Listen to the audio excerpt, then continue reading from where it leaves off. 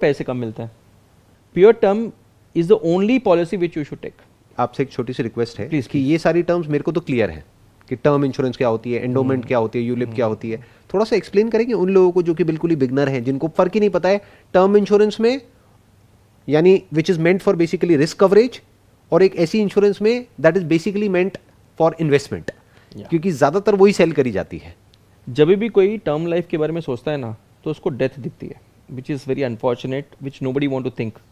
उसको सामना करना थोड़ा मुश्किल हो जाता है, तो I want to avoid thinking it. The moment you combine it with insurance, तो वहाँ पे इंश्योरेंस में डिस्कशन स्टार्ट हो जाता है, वो डेथ का डिस्कशन थोड़ा फीलिंग कम हो जाता है. I think you need to overcome that. अगर आप देखोगे, if you ask me very honestly, the risk of buying the insurance policy, that means if I have to go out and buy the insurance policy and go it, the possibility of me hitting by the truck is actually much more higher just by going it than me making money in any investment policies or buying it lottery or buying it betting or something. But people spend so much money on betting and other things. Like अगर India अगर gaming industry open कर दें, I don't know what will happen. Right. So what is happening here is we need to change the psychology of the people, and it has been like scripted, like their own program की मेरे को पैसा आया तो पहले investment में डालो या डालो, घर लेना है, that's all good, I'm not denying that. But अगर कुछ हो जाता है तो वो सब जो बनाया है 10 साल का, वो एक सेकंड में चले जाएगा. फैक्ट है. Right? I think there are 3 policies which is must. One is life, one is accident, and life में एक्सीडेंट भी कवर होता है. लाइफ में 3 चीज़ कवर होती है, which is natural death, accidental death, and उसमें होता है critical illnesses. Critical illness is like a rider, you can take it when generally which is very costly. Actually it is better to buy a separate policy for accident, separate for health, right? Because if you take it as a rider in this, generally it becomes very costly, right? So it is just advisable that a person should take only term life, no investment, no riders, nothing. But some insurance companies started putting a automatic rider without costing anything called as terminal illness. कि भाई उसको अगर terminal illness है, मतलब he is supposed to going to go die, मतलब it's basically like go terminated. So before dying only he will get some money. That's a very good cover actually. Near about आप एक idea बताइए यहाँ पर कि अगर किसी की एज है 25 साल और वो अपना एक लाइफ की टर्म इंश्योरेंस कराता है, 10,000 रुपये साल का प्रीमियम देता है, वर्सेस वो अपना कोई एंडोमेंट पॉलिसी कराता है या यूलिप कराता है, तो वहाँ उसको कितनी कवरेज मिलेगी और यहाँ कितनी कवरेज? एंडोमेंट प्लान में तो लिमिट नहीं है, वो तो आपको एजेंट आपको पूछेगा कि आप कितना दे सकते हो, आपका बजट कितना है. चलो आप अगर 1 लाख सेविंग करना चाह रहे हो तो 1 लाख डाल दो, 50,000, तो there is no limit. But coverage कितनी? बट वो 1 लाख में टर्म जो है, जो रिस्क वाला पार्ट है, दैट विल बी ओनली 10,000 और 5,000 only. Remaining 90,000 is going into the investment only. तो ये बात मैं तो समझ रहा हूँ जो आप कह रहे हैं, एक बार सिंपल लैंग्वेज में आप उनको समझाइए जो लोग अभी देख रहे हैं. एक्चुअली टर्म सेपरेट लेना चाहिए, और जो इन्वेस्टमेंट वाला पार्ट है वो इंश्योरेंस कंपनी भी कोई म्यूचुअल फंड को ही दे रही है, तो why not you go directly to mutual fund.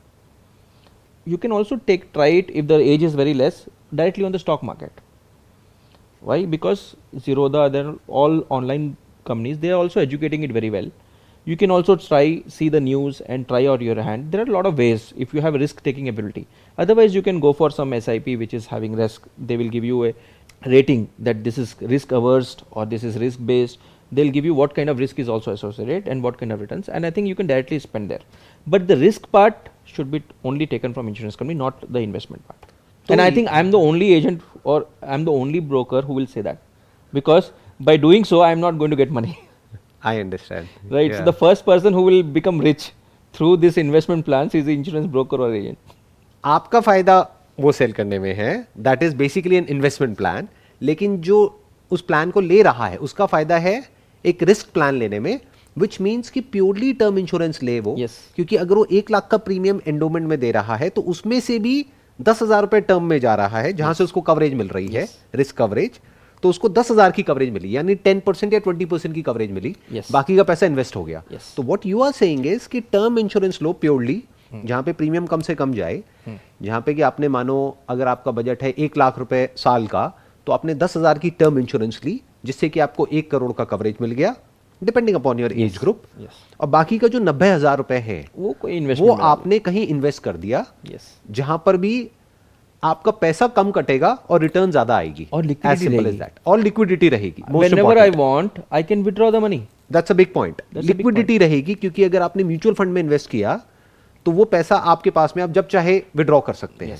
Lock in है भी तो मैक्सिमम 1 साल का लॉक इन है, कटा भी तो थोड़ा बहुत कटेगा। और बहुत सारे म्यूचुअल फंड ऐसे भी है जहां पे कुछ भी नहीं कटता है, ना एंट्री लोड है ना एग्जिट लोड है। एग्जैक्टली। तो what you are saying is कि 90% पैसा वहां लगा दो, बेटर स्टिल इंडेक्स फंड में लगा दो। इंडेक्स फंड में लगा दो, क्योंकि इंडेक्स फंड में क्या है कि जो चार्जेस है और भी कम है। म्यूचुअल फंड में अगर 1.5% कटेगा तो वहां पे तो एनपीएस में लगा दो। 0.1% कटेगा। एनपीएस में तो आपको टैक्स बेनिफिट भी मिल रहे हैं over and about section 80C Ndidi. Right. अगर और रिटर्न भी अच्छी है। रिटर्न भी अच्छा है, वो तो is as good as any mutual fund only. Basically divide कर दो, वो तो एक इन्वेस्टमेंट की जो स्ट्रैटेजी है वो अलग हो गई, जिसके बारे में अभी हम बात नहीं कर रहे हैं। बट वो अपने आप में एक अलग स्ट्रैटेजी है, वो उनको अलग से सीखना होगा कि अब जो 1 लाख में से 10,000 तो गया इधर यानी टर्म इंश्योरेंस में, बाकी थोड़ा बहुत गया हेल्थ इंश्योरेंस में, वो अभी हम डिस्कस करते हैं। बाकी का जो पैसा बच गया वो चला गया इन्वेस्टमेंट में, जिसको डिवाइड किया जा सकता है। मान लो गोल्ड में, म्यूचुअल फंड में, एसआईपी के थ्रू और एनपीएस में। उसके अलावा एक सुकन्या करके एक प्लान है, that is also very good, जो सब्सिडाइज्ड है गवर्नमेंट से। जिनकी डॉटर्स है उनके लिए है वो प्लान, वेरी गुड प्लान। उसमें टैक्स बेनिफिट भी है और जो रिटर्न है वो भी बहुत अच्छी है। तो ऐसे बहुत सारे अलग अलग एवेन्यूज हैं as far as investment is concerned. और थोड़ा बहुत पैसा स्टॉक्स में भी लगाया जा सकता है।